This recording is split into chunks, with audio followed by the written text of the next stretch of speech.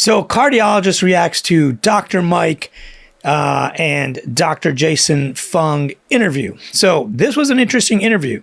I have a lot to say about it. And some of the things they said were definitely incorrect, while some of the things I completely agree with. So first of all, I encourage these types of interviews because it's very important to sit down and talk about these things. Now, I completely disagree with Dr. Fung. I don't believe that he understands metabolism, weight loss, weight gain sufficiently enough to be talking about it. But I'll get into the things that he said that were super accurate. You guys ask me all the time, what are some good doctors to follow on the internet? Because it seems like we almost have no physicians that we can follow online that know what they're talking about. So one of the examples that I always give is Dr. Mike. Dr. Mike's channel and his opinions and the way he presents information is super accurate. It's super evidence-based, and it is something that appeals to large audiences. My kids even watch him. You know, my 9-year-old, my 12-year-old, even some of my teenagers. They watch Dr. Mike and they're like, oh my God, you got to watch this Dr. Mike. I'm like, I do. I like Dr. Mike. They're like, you need to get on his show. I'm like, he knows how to find me. You know, he can find me. We can get on the show together. I did send him one of my cholesterol books. Dr. Mike, if you watch this, let me know if you got it, because I have no idea. But either way, so let's talk about this. There's a lot to go over here. I've been practicing medicine long before Dr. Mike has, and I was going through some of these trials, and we were doing journal clubs on them while learning medicine. And so there is a lot to say there. And I do appreciate these kind of interviews because you have two opposing views and they're sitting down in a very civil way and having conversations about this. Now, obviously, when you're interviewing somebody or having a conversation, you can't always go through and nitpick everything they say, although Dr. Mike tried to, and Fung just kept kind of dodging the bullet or going back to this whole insulin thing. So just, and that happened with me. On the Carnivore MD podcast, we had a very civil conversation. We had a long, almost 2.5 hour discussion. I think the trimming it only ended up being 2 hours and 20 minutes. I did a similar interview with Low Carb MD or Dr. Tro, also out of New York. And, it's a lot of fun. That one is mainly focused on heart disease. Both of them were obviously, I'm a cardiologist. I'm not going to sit here and talk about kidney disease or, something, even though kidneys, heart, diabetes, cardiometabolic, cardiodiabesity, all that stuff now runs together. You treat the heart, you end up fixing the kidneys, you treat the diabetes, you fix both, whatever it is, they're all kind of related. They're all cardiometabolic syndromes. And it's super important to recognize this when we are having conversations, debates, whatever you want to call it. So I enjoyed this conversation, not for the reasons that you guys think, but it's definitely an important conversation to kind of see how these people think. It's always good. Like, I know all of these things. I'm not here to learn, but I'm here to kind of figure out, as a physician, what are the arguments that are being used by the insulin crowd versus the calories crowd. And for those of you guys who don't know, Dr. Mike believes in the calories is what causes weight gain, and Dr. Fung believes in the insulin is what causes weight gain. And I'll go into which one I think is correct or not. If you want the short version of it, Dr. Mike is absolutely right. Dr. Fung is blaming insulin for weight gain, which he says, right. Of course, it's the calories, but the insulin causes it. And I can't tell you how many times Dr. Mike, in a very nice way, by the way, good job, Dr. Mike, in a very nice and compassionate way, said to Dr. Fung, well, yeah, but that causes you to eat more calories, and that's why you gain weight. And Fung was like, yeah, of course. I mean, you have to eat the calories, of course, but the insulin, and he kept going back to this, the insulin, and Dr. Mike would, again say, listen, regardless of what you just said, it's the calories. You eat more calories, you gain weight. I think what the debate was about is what is actually causing the weight gain, regardless of anything else. If you want the short version of it, you don't want to listen to this video, the short version of it is what is absolutely necessary to gain weight. You need to eat more calories. You need to consume more calories than you burn off, right? At the end of the day, that's what it comes down to. How do I know this? I've been literally lecturing about this for over 22 years now. I teach at 2 different medical schools, and I've been teaching online. I've written several books on weight loss. You can actually go grab my book. But and what I'm going to be doing is pausing this video and putting up the clips of the physicians, maybe on this side, when they're having this conversation and what they say about these various topics, because obviously, I'm not going to sit here and just tell you what they said. I'll play the clips. Some of them, it doesn't really matter because they said it 100 times. But I'll play the clips where, there was some inaccuracies, and we can go over what is actually correct versus what is not correct. So just on the outset, Dr. Mike believes that consuming more calories causes weight gain. Dr. Fung thinks that it's just insulin. Somehow, if you control insulin, that you will cause weight loss or weight gain. Now, the studies that he cites for this generally don't even really support what he's saying. Multiple times on Twitter, he cites the Women's Health Initiative as this calories don't matter study. They didn't even track calories in that study. And I pointed this out to him on Twitter, now called X. I pointed this out to him, and he basically immediately blocked me. So, I block people if they're rude or comment on looks or just keep incessantly posting misinformation, because I don't want my readers to see the misinformation. Like, if I keep saying that, like if I say reducing cholesterol prevents heart disease and some guy posts 60 comments that are the same, that are, no, look at this study, look at this study, look at this study, when I've gone over it about 1,000 times, like, hey, maybe you're new here. Like, I'll be nice at first, say, hey, maybe you're new here. Here's my very long video on this topic that answers your exact question, or here's my blog post, or here's, the actual data. You can go read the study yourself if you're smart enough, things like that. But if they keep doing it over and over again, that person's probably going to be blocked. So Dr. Fung has posted numerous incorrect studies, and eventually you get to believe they're a bad actor. And I pointed out, like, listen, Fung, you basically sell like magical crystals, weight loss crystals, and magical weight loss teas. So, why would anybody believe you? There's no magic tea that causes weight loss. And then Fung says, what are you talking about? I don't sell tea or weight loss crystals. So all of the users, everyone else, not even me, posted all of these pictures of him selling magic weight loss teas and crystals and whatnot. And I'm a free market capitalist, so I really don't care what you sell. Just don't lie to people. I don't care if you make $1 billion. In fact, I would like you to. If you can make $1 billion, please do, but just don't lie to people. Just say, hey, this is the tea I enjoy, whatever. Don't sit here and tell people it's going to magically produce insulin and block your glucose spikes and all this nonsense, right?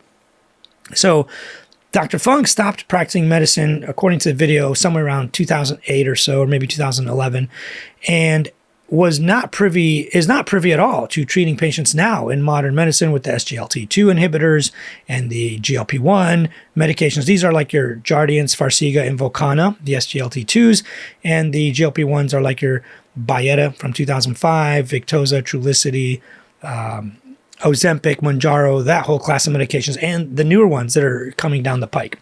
So right off the bat, the very first thing that Fung said that was completely incorrect, and I grew up reading these studies and obsessed with them, and I'll play the clip at some point. I'll just freeze frame myself, so I'm like sitting here smiling. So the idea was we should give people lots of insulin, get their blood sugars down.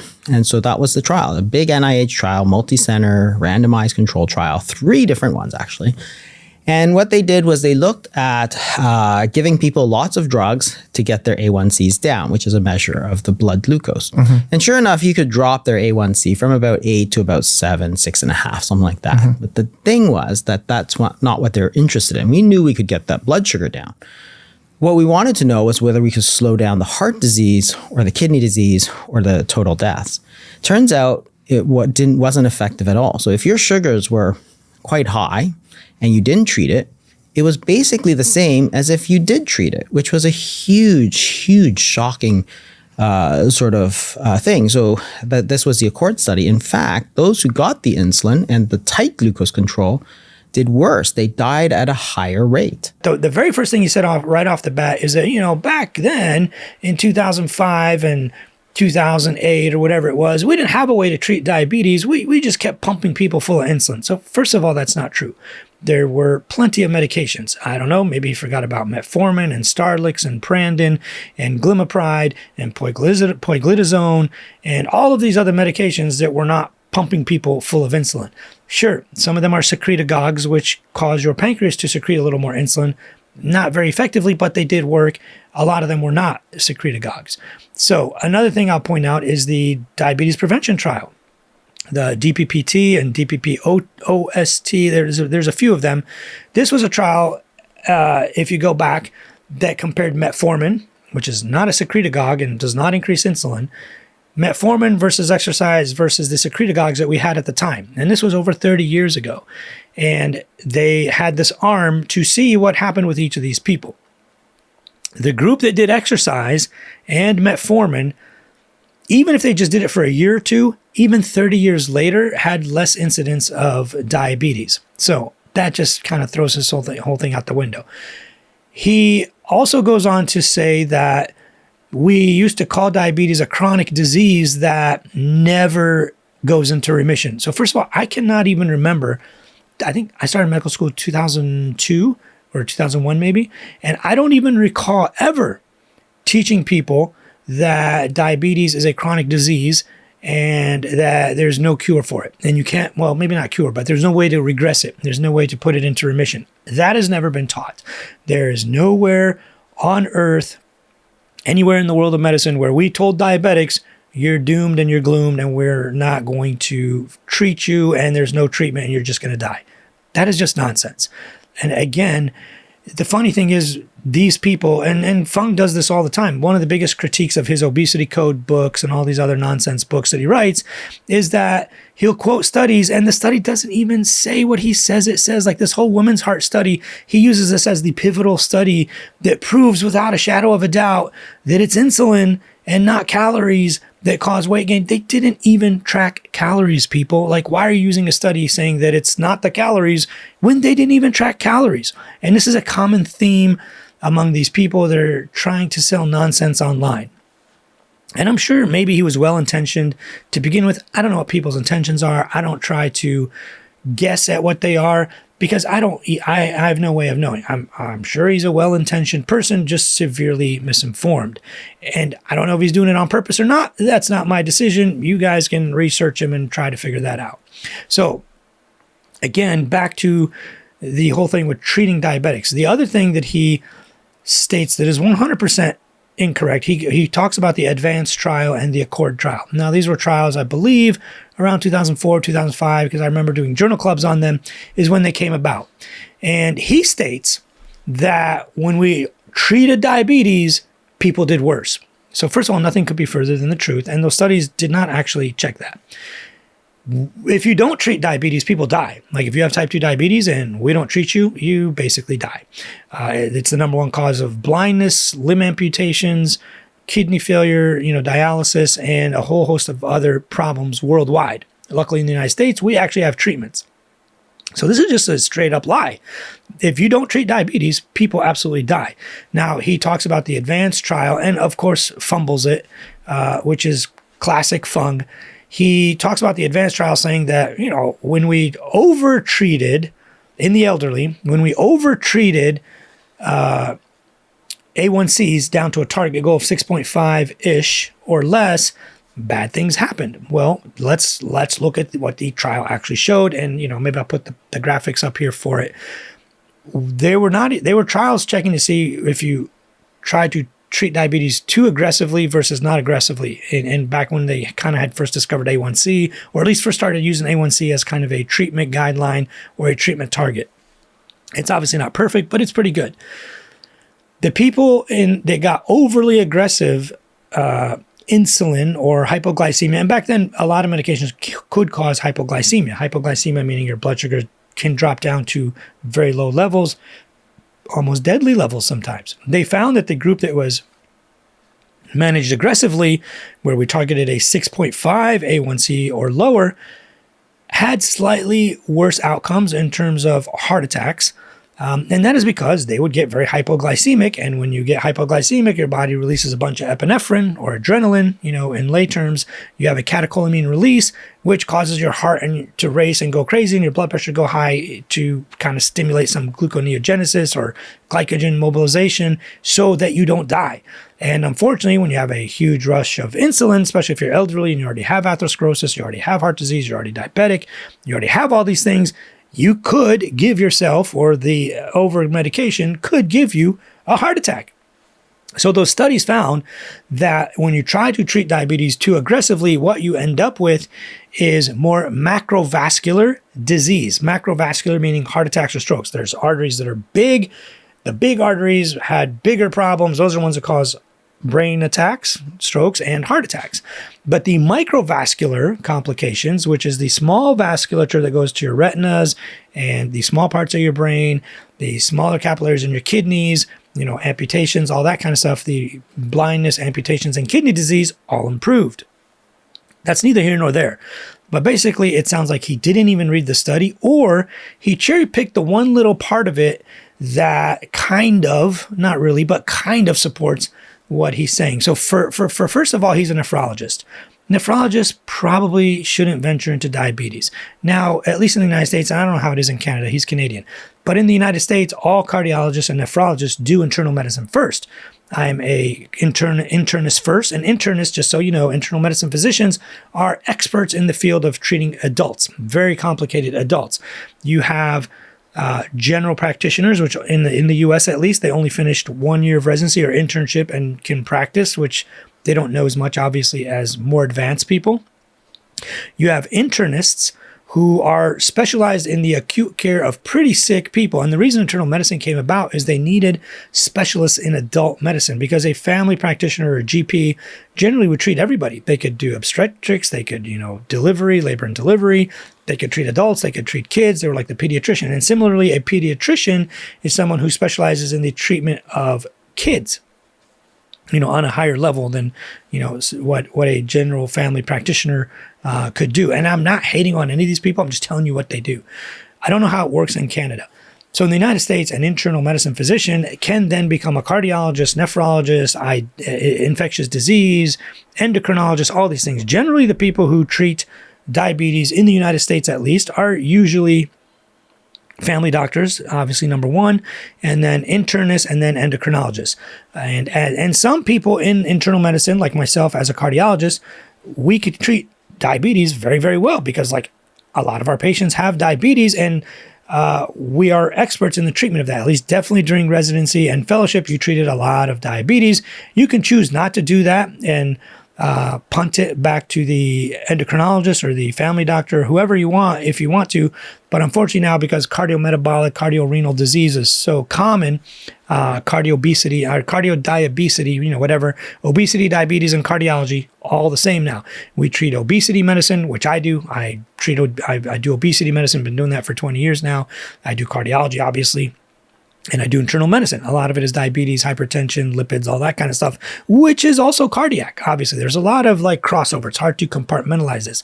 A nephrologist is kind of like way out of their realm here.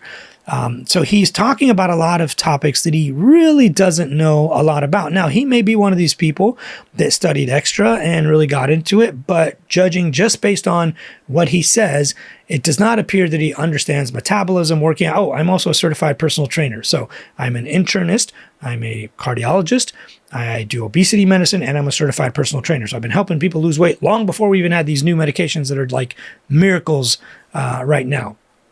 He also hasn't practiced medicine for a very long time, so it doesn't appear that he's up to date on the latest and greatest in terms of medications, treatment algorithms, and all that. And just based by his interview, he doesn't seem to understand how diabetics are actually treated in today's modern world. Nobody pumps you full of insulin first and foremost. Like that does not happen. You're put on metformin, you're put on SGLT2 inhibitors and GLP-1 receptor agonists, and we go from there. With that combination, almost nobody in today's modern world actually needs insulin. We don't use the glimiprides and the secretagogues and the actoses and the poglitazones and Prandin and Starlix and all that stuff really anymore. This combination of those three, generally speaking, 90% of diabetics will regress and probably not even be diabetics a year or two from now. Obviously, they have the genes for it. You can go watch my videos on the genetics of diabetes. But it won't manifest because they would lose a lot of weight and you are attacking diabetes at its core. So there's that. So just to kind of wrap up the whole thing, the advanced trial did not show anything of what he said, wasn't even testing that, wasn't even looking for it. Sort of like how he does with the World Health Organization or Women's Health Initiative saying that calories don't matter. They didn't even check calories. So you have this cognitive dissonance where they throw up a study, kind of like Paul Saladino does. They throw up a study and they say, look at this study. It showed that seed oils are really bad for you. And it's like a mouse study where a mouse drowned in seed oils or something like that. I'm being facetious, but you kind of get my point. These people have either some kind of agenda, like in Saladino's case, it's usually to sell his supplements and what have you. And I don't know, what other people's agendas are, but they're trying to maybe sell more books or just get more clickbaity and become more popular online or whatever it is. So definitely there's a little bit of that going on there where or you just don't know. Like some physicians don't know. I can't tell you how many times I listen to physicians on interviews where they don't even understand basic statistics. Like I heard an interview with this cardiologist the other day, like an actual cardiologist. And they were interviewing him and he's like, well, not everybody with high cholesterol gets atherosclerosis. I mean, that's like saying not everybody who smokes gets COPD or cancer. Like, yeah, obviously, dude, that doesn't mean anything. Like, do you not understand how statistics work or like data or science or like, it's very difficult to have conversations with people that don't understand the science and how the scientific method and statistics work. That's neither here nor there, but definitely Mr. Fung or Jason Fung in this scenario has no idea what he's talking about. He's throwing up a study that he probably heard on a podcast somewhere. And that's what happens with a lot of these people like Lustig and Ludwig and all these guys, these pro-insulin people.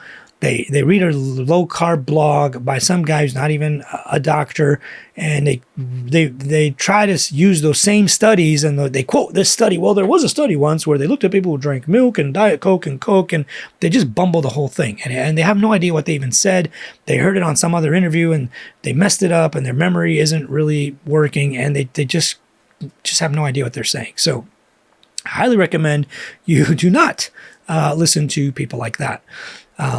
The other thing is that he kept coming back to, well, the root cause of, Fung I'm talking about here, the root cause of weight gain is insulin. Okay, so why? So let's assume, and that's another thing. When these people start talking about the root cause, they're usually these online grifters and people who have no idea, and they just want to say, doctors never look for the root cause. Doctors don't look for the root cause. Come on, people. We know the root cause of pretty much every disease state. It's not that complicated. You don't need to keep telling us to look for the root cause. But in this scenario, he was saying the insulin is the root cause of weight gain, which cannot even be true. Because when we give people GLP-1 receptor agonists like Ozempic or Mounjaro, you actually increase insulin secretion. So where on earth, how does that even work? Mathematically, even just in a logical, dumb point of view, that doesn't even make sense. The other part of it that is not true is then why don't we blame it on other hormones? He's trying to say that, well, you just got to get your hormones right. If you get your hormones right, then you won't gain weight or you will gain weight or whatever it might be, whatever he's trying to say. So if that's the case, why don't you blame it on GLP-1s? Why has it got to be the insulin? Or why don't we blame it on too much ghrelin or, not enough incretin or, all these other hormones, low thyroid, low testosterone. Why aren't we blaming the thyroid? People may have some subclinical hypothyroidism, certainly if you're overweight.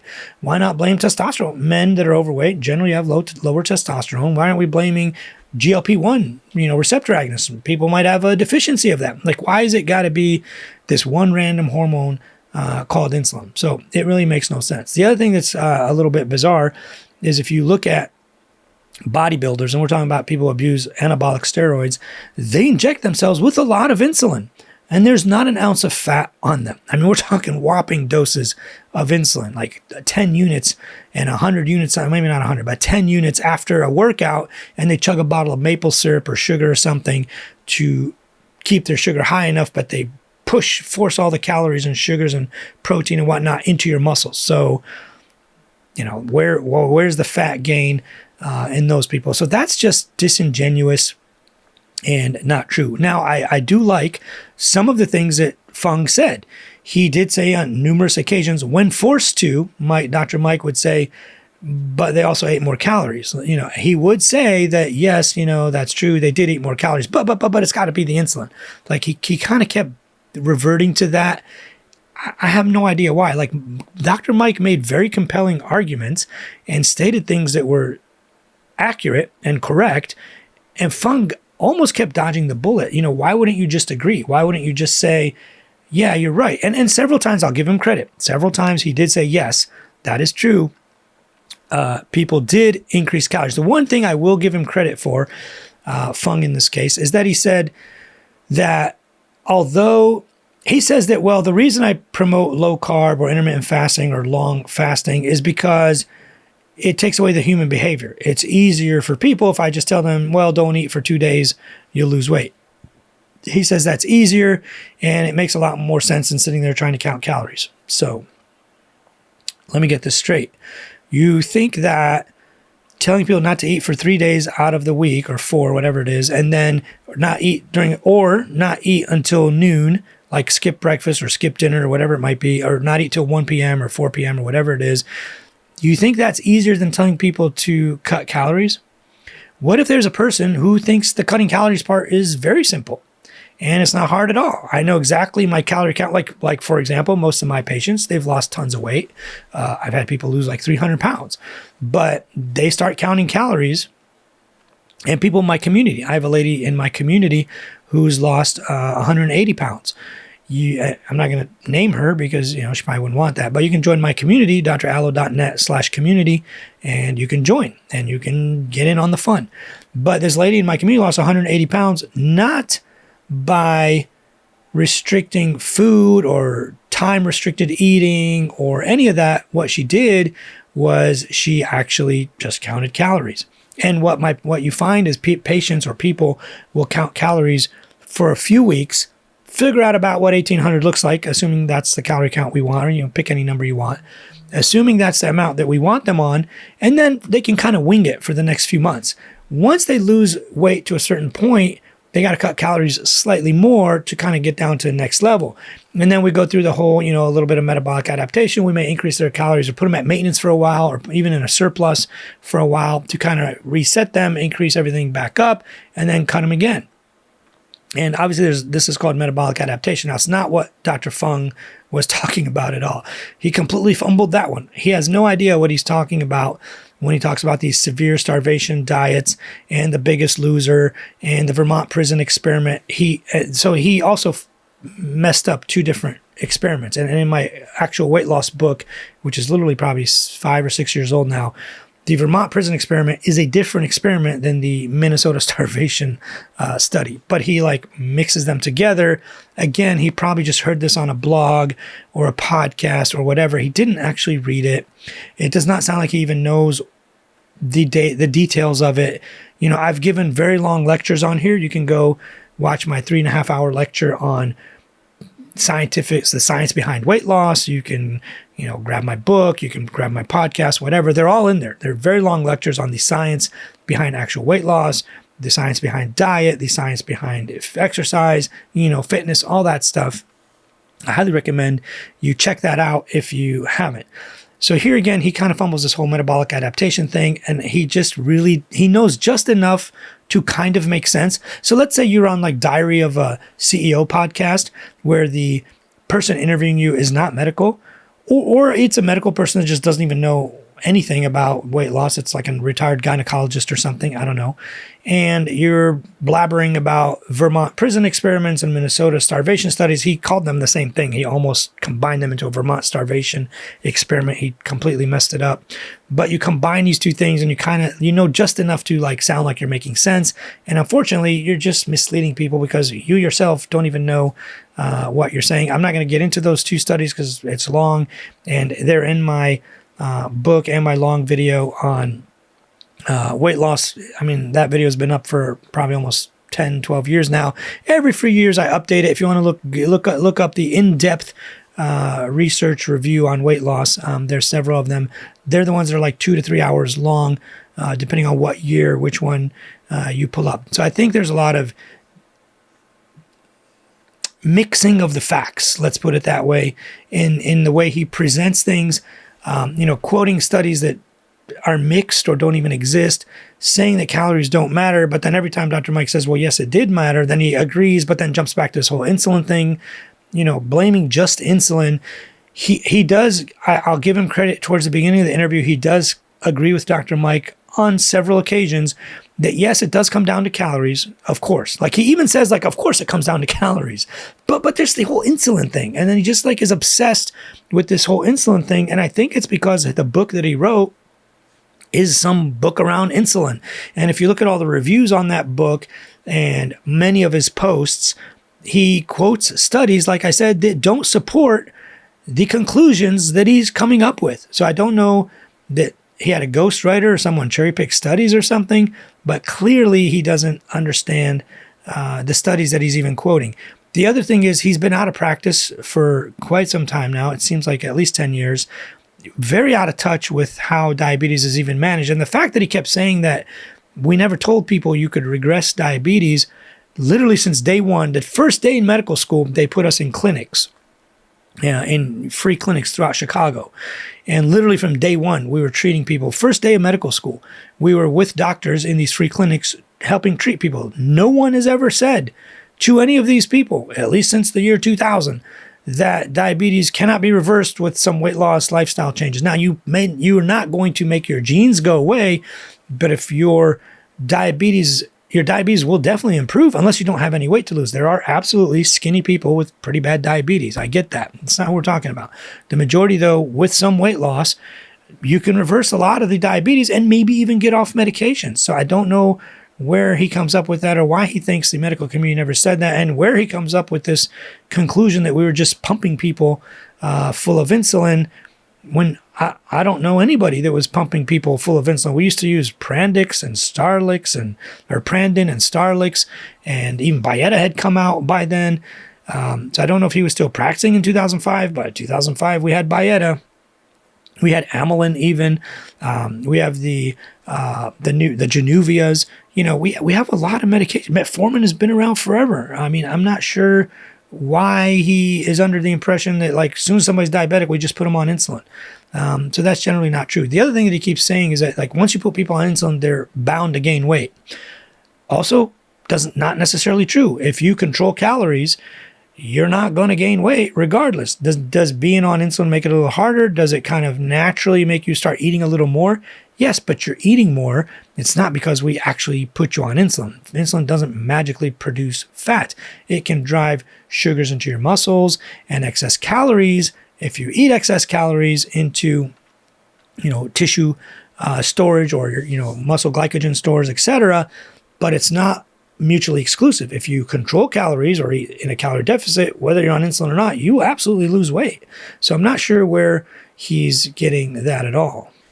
So just to kind of wrap this up, I want you guys to be a little bit more critical of things you hear. If you have a question, ask me. I do a lot of these short videos on here and almost every platform you can think of. I've got short videos on where I answer questions and I go live on TikTok and YouTube and Instagram and try to answer live questions all the time because I feel like we're not getting enough good information from real doctors. And if you are a real doctor that's out there, please join us. Dr. Mike is doing a fantastic job debunking these myths. I'm trying to as well, obviously from the cardiac standpoint. It's very rare to find a cardiologist on here that is not just making up a bunch of nonsense. I did a video probably right before this one on why do other cardiologists disagree with me. And these are cardiologists that are either retired or have been kicked out of their societies or no one really in the real cardiology communities believes them, but they have millions of followers on YouTube and social media because the general public doesn't know this. They see a cardiologist, he says eat keto, and they're like, oh, cardiologist says eat keto, let's eat keto. They have no idea what the data shows or that it even kills you or kind of any of that stuff, which is very sad. So I definitely recommend that you guys follow actual doctors. Dr. Mike is obviously a fantastic one. There are several others. Maybe I'll put them in the description. I do have a playlist on TikTok called Doctors to Follow. These are very evidence-based people who follow the data and science. If you read my cholesterol book, the people on the back cover are all evidence-based. Got Dr. Thomas Dayspring, world's greatest lipidologist. Professor Kausic Ray, president of the European Atherosclerotic Society cardiologist. Dr. Patty Berry, cardiologist out of Ireland.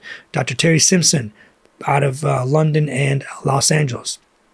Lane Norton, nutrition scientist, doctor of nutritionist, nutritional sciences, muscle building.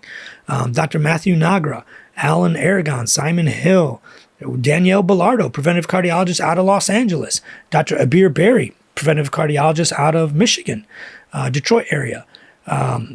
There's Dr. Matthew Phillips, cardiologist out of Texas. Dr. Siop, cardiologist out from Minnesota, interventional cardiologist actually. Dr. Ids, Dr. Mughal Ids, he debunks a lot of people as well. Highly recommend that you guys follow those people. They're all evidence-based. They're on the back of the cholesterol book. And if you are here, let me just grab it and show you, or maybe I'll just put it up on the screen. But this is the cholesterol book. These are all the people on the back. Cholesterol Truths, go get it. Dr. Mike, if you're still watching this, I did send you one, my friend. Let me know if you got it. Anyways, hope you enjoyed this. If you like this kind of stuff and you want full access to me, join my community. If you go to drallo.net/community or download the free app. There's a free app called Dr. Allo, DR_ALO. There's tons of courses in there and masterclasses in there on everything from hypertension to diabetes to cholesterol, lipids, POT syndrome, EKG masterclass, weight loss, exercise programs, POT syndrome. I don't know if I said that one already. Millions, not millions, but lots of topics that are medical topics that the general public wants to hear about. Oh, atrial fibrillation, pulmonary embolism, DVTs, stress testing, heart failure, all that kind of stuff, where we talk about topics from a reliable source. If you consider me a reliable source, which I feel I am, I'm a physician in the United States. I teach at 2 different medical schools. I do cardiac catheterizations on people. I put in pacemakers. I treat cardiovascular metabolic diabetes every day. You're getting an internist, a cardiologist, a certified personal trainer, and an obesity medicine specialist, and a hobby chef. I do have a cookbook out there on how to cook foods that help you lose weight and also are heart healthy at the same time. So I hope that helps. Drop into my community or download the Dr. Allo app and you will learn a lot more. See you in the next video.